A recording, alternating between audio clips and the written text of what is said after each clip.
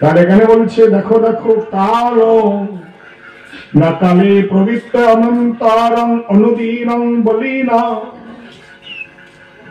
সেই রূপ একদিন কলি মহারাজ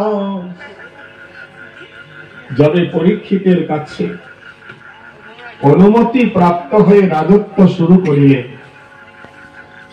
হয়তো আপনারা অনেকেই জানেন যে কলিরাজ গোমৈথুনে মারিবার কালে পরীক্ষিত মহারাজ তার কি করেছিল? শিরোধারণ করেছিল। মস্তক ধরিয়া তাকে ছেদন করার জন্য যবে উদ্যত হলেন তখনই কলিরাজ পরীক্ষিত মহারাজের পায়ে পড়েছিল। তাই না? কি বাবা মহাভারত আছে না? কি বলেছিল?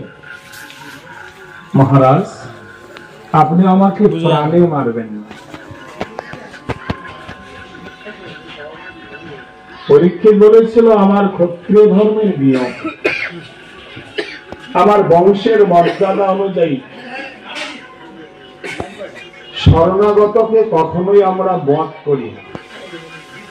তুমি যখন প্রাণ ভিক্ষা চেয়েছ আমরা তোমার প্রাণ ভিক্ষা, আমি তোমার